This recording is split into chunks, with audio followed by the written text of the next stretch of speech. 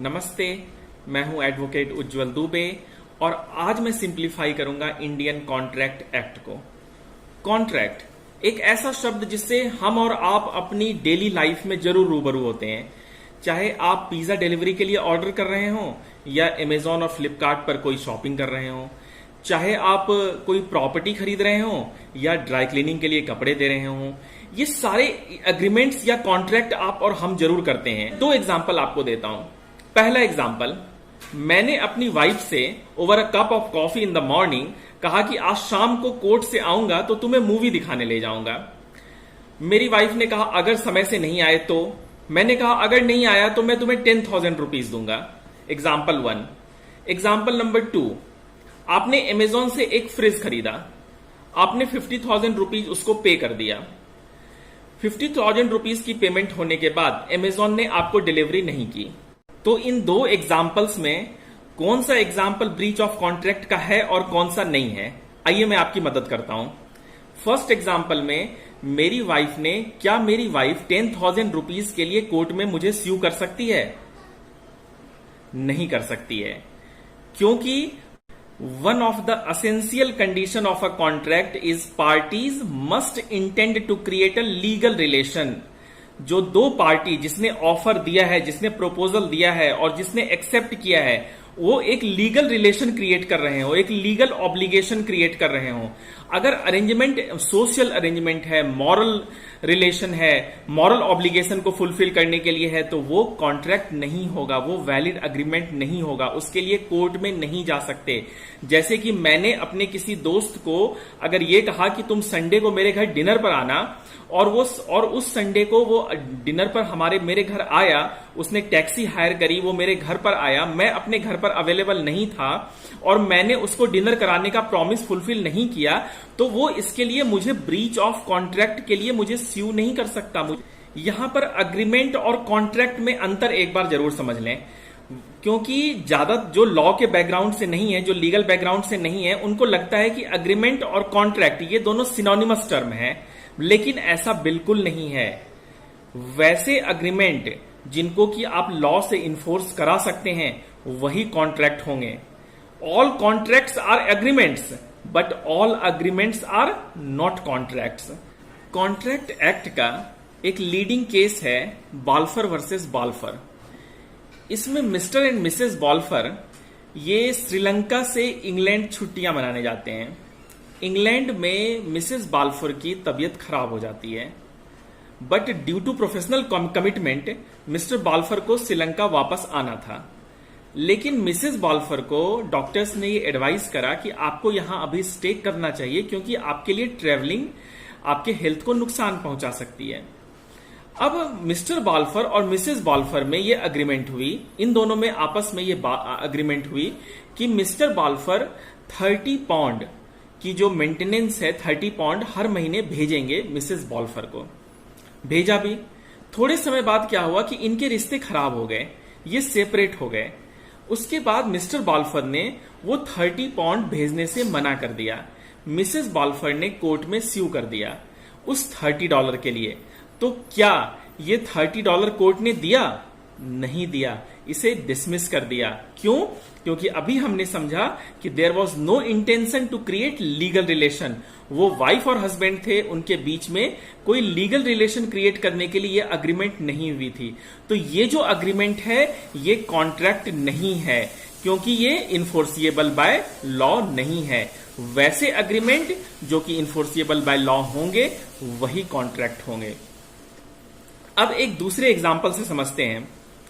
जैसे सपोज इसमें एक आपको मैं लीडिंग केसेस से ही समझाता हूं। लक्ष्मण शुक्ला वर्सेस गौरी दत्त, ये भी कॉन्ट्रैक्ट एक्ट का एक लीडिंग केस है। इसमें क्या होता है कि लक्ष्मण शुक्ला जो हैं वो सर्वेंट हैं गौरी दत्त के। गौरी दत्त का जो नेफ्यू है वो घर से भाग जाता है। अब गौरी दत्त अपने सर्वेंट लक्ष्मण शुक्ला को ये कहते हैं कि जाओ और जाकर मेरे नेफ्यू को ढूंढ के लाओ। वो गौरी दत्त के नेफ्यू को ढूंढने चला जाता है। इस बीच क्या होता है कि उस गौरी दत्त ने एक रिवॉर्ड अनाउंस करते हैं कि जो भी लेकर आएगा, जो भी मेरे नेफ्यू को लेकर आएगा, उसको 501 रुपीज का इनाम दिया जाएगा, वो रिवॉर्ड दिया जाएगा।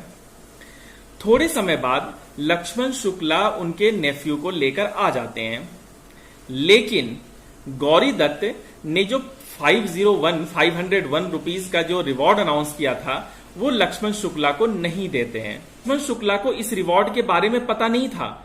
वो जब वापस उस नेफ्यू को लेकर घर आया, उनके भतीजे को लेकर घर आया, तब उसे उस रिवॉर्ड की जानकारी मिली। उससे पहले उस रिवॉर्ड के बारे में उसको जानकारी नहीं थी। तो knowledge of offer is an essential element. अगर ऑफर की नॉलेज नहीं है तो रिवॉर्ड क्लेम नहीं कर सकते। तो एक लीडिंग केस है Carlill versus carbolic smoke ball. इस केस में कार्बोलिक स्मोक बॉल एक कंपनी है जो कि ये एडवर्टाइज करती है, ये विज्ञापन देती है कि जो कोई भी मेरे इस प्रोडक्ट को, कार्बोलिक स्मोक बॉल को यूज करेगा उसे कोल्ड या इन्फ्लुएंजा नहीं होगा, as per the description given in the product. और इसके लिए कि वो कंपनी इस एडवर्टाइजमेंट में अपने आप को, अपनी सीरियसनेस को दिखाने के लिए 1000 पाउंड जमा भी कराती है बैंक में, और 100 पाउंड का वो एक रिवॉर्ड भी अनाउंस करती है कि अगर किसी को ऐसा होता है तो उसको 100 पाउंड का रिवॉर्ड दिया जाएगा। अब आते हैं कार्लिल जो कि प्लेंटिफ है और कार्बोलिक स्मोक बॉल जो कि डिफेंडेंट है। तो कार्लिल ने उस प्रोडक्ट को यूज करा, उसको यूज करने के बाद भी उसे इन्फ्लुएंजा हो जाता है। वो कंपनी को स्यू करती है, कार्बोलिक स्मोक बॉल को स्यू करती है। अब कार्बोलिक स्मोक बॉल ने ये कहा कि ये जो एडवर्टीजमेंट था ये वेग था, ये तो बस हमने ऑडियंस गेदर करने के लिए कि लोगों के बीच में इस प्रोडक्ट की पॉपुलैरिटी हो, इसके लिए हमने ये टैक्टिक्स हमने इस्तेमाल करा था। कार्लिल ने कहा कि जो प्लेंटिफ था उसने कहा कि नहीं, ये वेग ऑफर नहीं था, क्योंकि इसमें ये क्लियरली लिखा हुआ था और ये इसकी सीरियसनेस को दिखाता है कि बैंक में भी पैसे जमा कराए गए थे कि अगर किसी को इसके डिस्क्रिप्शन के अकॉर्डिंग यूज करने के बाद अगर इन्फ्लुएंजा हो जाता है तो उसके लिए वो उसको वो देगी, कॉम्पनसेशन देगी। उस कॉम्पनसेशन के बारे में उसमें बात की गई थी। तो कोर्ट ने कहा कि यस, यहां पर ये क्लेम कर सकती है कार्लिल। क्यों? कोर्ट ने अपने रीजंस क्या दिए ये बताया कोर्ट ने कि जो ऑफर है, जो ऑफर की जो कंडीशंस है उसको परफॉर्म करना एक्सेप्टेंस कहलाता है। कोर्ट ने ये कहा कि performing conditions laid down in offer, तो जो कंडीशंस लेट डाउन किए गए थे ऑफर में वो भी, उसकी जो एक्सेप्टेंस है वो भी एक्सेप्टेंस है, उससे कॉन्ट्रैक्ट हुआ और ये ब्रीच ऑफ कॉन्ट्रैक्ट का मामला है, क्योंकि जो ऑफर दिया गया था वो ऑफर डेफिनिट था, वो ऑफर कंपनी की सीरियसनेस को दिखाता है। इसलिए यहां पर कोर्ट ने कार्लिल के फेवर में ये डिसीजन दिया। टेक अनदर एग्जांपल, आपने अपना कोट ड्राई क्लीनिंग के लिए दिया, ड्राई क्लीनर्स ने आपका कोट खो दिया, या फिर मान लीजिए ड्राई क्लीनर्स ने आपके कोट का नुकसान कर दिया, उसने अपने किसी कॉन्ट्रैक्टर को दिया था कि उसको वॉश करके जो भी ड्राई क्लीन करके उसको देने के लिए, और उससे उस कोट का नुकसान हो गया। आपने अब जो ड्राई क्लीनर्स है उसने कहा कि जो हमने आपको जो रिसिप्ट दिया है उसमें ये लिखा हुआ है कि हम इसका जो 10 टाइम्स जो आपसे मैंने लिया है उसका 10 टाइम्स देंगे, या 15% प्राइस जो है हम आपको देंगे, या 20% प्राइस देंगे, जो भी उसमें लिखा हुआ था। आपने अपने यूनिफॉर्म के लिए, अपने कोट के लिए आपने पूरे रिफंड की क्लेम करी कि नहीं, जितने मेरे कोट की कीमत है वो मुझे पूरा वापस चाहिए। तो अब इस केस में जो उसकी रिसिप्ट थी उसमें जो कंडीशंस लिखे हुए थे उसके हिसाब से उसे 15% या 20% या 10 टाइम्स ऑफ जो अमाउंट उसने आपसे ड्राई क्लीनिंग के लिए लिया था वो देना था। लेकिन आपने जो क्लेम करा है वो पूरा यूनिफॉर्म का, जो यूनिफॉर्म कोट की जो प्राइस है वो क्लेम करी है। अब इस केस में क्या होगा?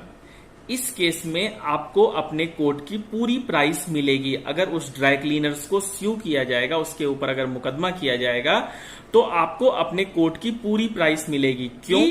कॉन्ट्रैक्ट एक्ट ये कहती है कि conditions of contract must not be against public policy. जो ड्राई क्लीनर्स ने जो ऑफर किया था 15% का, 20% का या 10% का, वॉट एवर इट इज, वो जो कंडीशंस हैं कॉन्ट्रैक्ट के, जो कॉन्ट्रैक्ट क्रिएट हुआ उसके जो कंडीशंस हैं वो अगेंस्ट पब्लिक पॉलिसी है। तो ड्राई क्लीनर्स से आप पूरे पैसे रिफंड क्लेम कर सकते हैं अगर कॉन्ट्रैक्ट की ब्रीच हुई है, अगर आपके कोट का या आपके कपड़े का नुकसान हुआ है। तो अब समझते हैं ऑफर और इनविटेशन टू ऑफर में क्या डिफरेंस है? ये दो टर्म है। एक टर्म है ऑफर जो हमने समझा अभी, एक दूसरा टर्म है इनविटेशन टू ऑफर। अब इनविटेशन टू ऑफर को हम समझते हैं क्या होता है। ये मैं लॉ स्टूडेंट्स को ये कहना चाहूंगा कि आप जितनी मर्जी वॉल्यूमिनस बुक्स पढ़ें, लेकिन जब तक आपके दिमाग में वो सारी चीजें एग्जाम्पल से या साइटेशन से या केस लॉ से जब तक आपने उसको अंडरस्टैंड नहीं किया है, तो आप उससे रिलेटेड जो क्वेश्चंस आएंगे एग्जाम्स में, पीसीएसजे में या सिविल सर्विसेज में, उसको सॉल्व नहीं कर पाएंगे। मैंने जितने भी एग्जाम्पल्स दिए हैं आपको, वो सारे एग्जाम्पल्स जुडिशियल एग्जामिनेशंस में आए हुए हैं। इन्विटेशन टू ऑफर, इसको भी आइए एक एग्जाम्पल से समझते हैं। आप किसी बुक स्टोर पर गए, उस बुक स्टोर पर वहां पर एक डिस्प्ले में एक बुक है जिसकी प्राइस 200 रुपीज लिखी हुई है। उस कैटलॉग के बेसिस पर आपने, जो शॉपकीपर है, उससे आपने कहा कि मुझे ये बुक चाहिए और इस बुक के लिए मुझे आपने 200 रुपीज पे किया, 200 रुपीज दिया आपने। तो जो स्टोर मैनेजर था उसने कहा कि नहीं, ये बुक 200 रुपीज की नहीं है, ये 500 रुपीज की है। आपने कहा कि अरे ऐसा कैसे हो सकता है, आपने तो 200 रुपीज वहां लिख रखा है, जो कैटलॉग है या फिर जो डिस्प्ले है, डिस्प्ले पर 2000 रुपीज लिख रखा है, लेकिन आप अभी कह रहे हो कि ये 500 रुपीज की बुक है। तो क्या आप उस बुक को 200 रुपीज में नहीं देने के लिए आप क्या ब्रीच ऑफ कॉन्ट्रैक्ट का क्लेम कर सकते हैं? नहीं कर सकते हैं, because every expression of willingness is not offer. इसलिए ये क्या है, ये इनविटेशन टू ऑफर है। यहां पर कॉन्ट्रैक्ट नहीं बनता है, कॉन्ट्रैक्ट नहीं होता है, और ये कॉन्ट्रैक्ट इन्फोर्सिएबल नहीं है, इसके ब्रीच के लिए क्लेम नहीं किया जा सकता है। एक और एग्जांपल से समझते हैं। आप किसी स्टोर पर गए, उस स्टोर पर से आपने कोई सामान आपने लिया, उसकी प्राइस उसने बताई कि इसकी प्राइस 1000 रुपीज है। आपने कहा नहीं, इसे 800 में दे दो। उसने कहा नहीं, 800 में नहीं दे सकते हैं। आपने 1000 रुपीज निकाली और स्टोर मैनेजर को दिया। आपने कहा ठीक है दे दो। उसने कहा नहीं, now I have changed my mind, मैं नहीं दूंगा आपको। तो अब इस केस में क्या कॉन्ट्रैक्ट हुआ? इस केस में भी कॉन्ट्रैक्ट नहीं हुआ, क्योंकि यहां पर every acceptance must be absolute and unqualified. Every acceptance must be absolute and unqualified. आपने 1000 रुपीज पे करने के लिए तो कहा, बट उसने एक्सेप्ट नहीं किया। तो एक्सेप्टेंस कैसा होना चाहिए? एब्सोल्यूट होना चाहिए, अनक्वालिफाइड होना चाहिए, तभी कॉन्ट्रैक्ट फॉर्म होगा। तभी आप अगर ब्रीच ऑफ कॉन्ट्रैक्ट के लिए क्लेम कर सकते हैं। कई बार क्या होता है, बड़ी बड़ी कंपनियां, एक स्टैंडर्ड फॉर्म ऑफ कॉन्ट्रैक्ट होता है उनका, एक फाइन प्रिंट होता है जो कि ऑलरेडी उसमें टर्म्स कंडीशंस लिखे होते हैं और आपकी मजबूरी होती है कि आप उस पर सिग्नेचर करें। तो ऐसे केसेस में भी कोर्ट ने अगर कोई अनरीजनेबल, कोई अगेंस्ट पब्लिक पॉलिसी अगर उसके टर्म्स एंड कंडीशंस हैं, तो उसके लिए प्रोटेक्शन प्रोवाइड किया गया है। क्योंकि ऐसा संभव नहीं है हर किसी के लिए। कोर्ट ने ये प्रिज्यूम करा है कि वो हर कंडीशंस को, हर टर्म्स एंड कंडीशंस को वो पढ़े, रीड कर, ओवर करने के बाद ही उसके ऊपर साइन करे। तो इसलिए वैसे फाइन प्रिंट्स में, वैसे स्टैंडर्ड फॉर्म ऑफ कॉन्ट्रैक्ट में अगर कोई अनरीजनेबल या अगेंस्ट पब्लिक पॉलिसी कोई ऐसे कंडीशंस हैं, तो उसके लिए कोर्ट की प्रोटेक्शन मिली हुई है। तो this is what offer and acceptance is under Indian contract act. I hope you all have understood. Thank you so much for joining. Thank you so much.